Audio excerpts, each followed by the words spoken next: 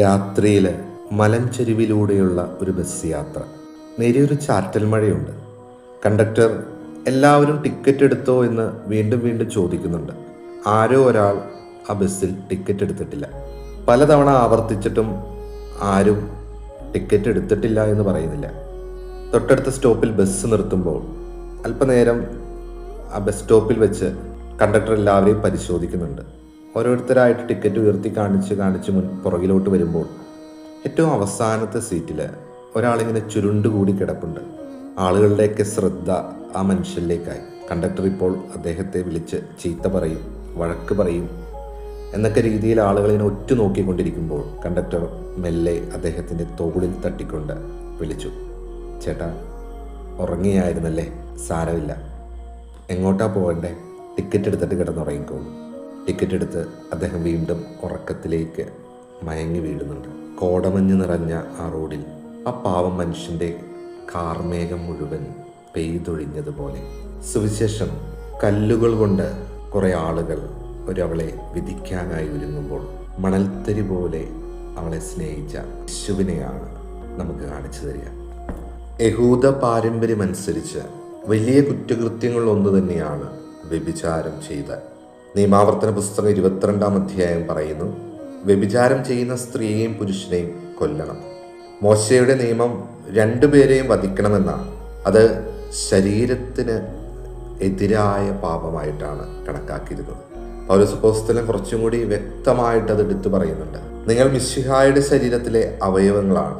മനുഷ്യൻ മറ്റു പാപങ്ങൾ ചെയ്യുമ്പോൾ അത് ശരീരത്തിന് വെളിയിലാണെങ്കിൽ വ്യഭിചാരം ചെയ്യുന്നവൻ സ്വന്തം ശരീരത്തിനെതിരായി പാപം ചെയ്യുന്നു. നമ്മുടെ ശരീരം കർത്താവിൻ്റെ ആലയമാണെന്ന് നിങ്ങൾക്ക് ഓർമ്മയില്ലേ എന്നാണ് പൗലോസ് അപ്പോസ്തലൻ പറഞ്ഞു വെക്കുക.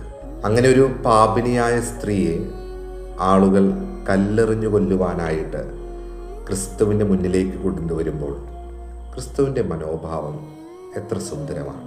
കല്ലുകൾ കൊണ്ട് വിധിക്കുവാനായിട്ട് ഒരു കൂട്ടം ആളുകൾ നിൽക്കുമ്പോൾ മണൽത്തരി പോലെ അവളെ സ്നേഹിച്ച ദൈവം.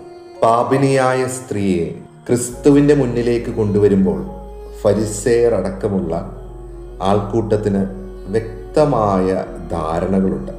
യേശു എന്താണ് ഇവിടെ നിലപാടെടുക്കുക?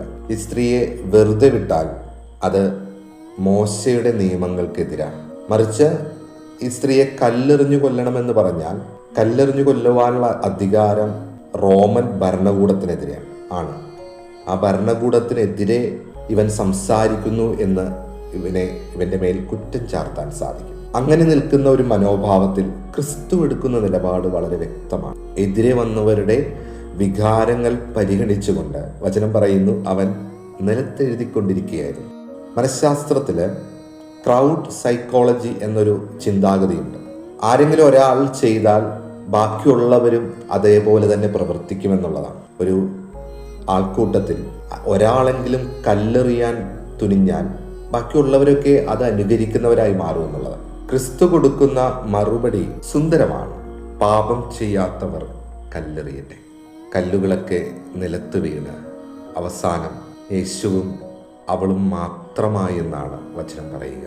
സ്ത്രീയെ, നിന്നെ ഞാൻ വിധിക്കുന്നില്ല, മേലിൽ പാപം ചെയ്യരുത് എന്നൊരു മൊഴിയോടെ അവളെ പറഞ്ഞയക്കുമ്പോൾ കുറ്റവിമുക്തയാക്കിയെന്നോ അവൾ തെറ്റു ചെയ്തിട്ടില്ലെന്നോ എന്നല്ല ഇവിടെ വിവക്ഷിക്കേണ്ടത്.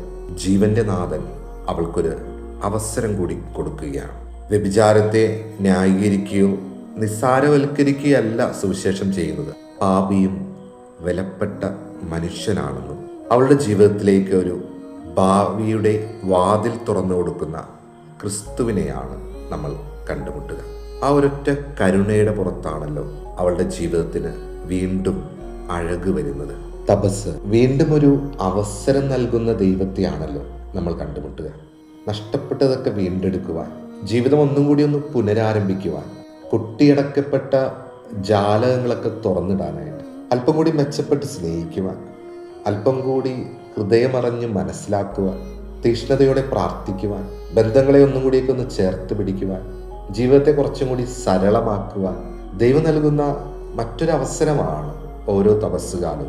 സുവിശേഷത്തിലെ ഒരുപറ്റം ആളുകൾ അവളെ വേദനിപ്പിക്കുവാനായിട്ട് ഓടിയെത്തുമ്പോൾ ക്രിസ്തു കരുണയോടെ അവളെ നോക്കി എന്നുള്ളതാണ്.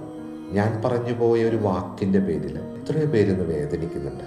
ഞാൻ ചെയ്തു പോയ ഒരു പ്രവൃത്തിയുടെ പേരിൽ എത്രയോ പേരുടെ ജീവിതം അസ്തമിച്ചിട്ട് പോയിട്ടുണ്ട്.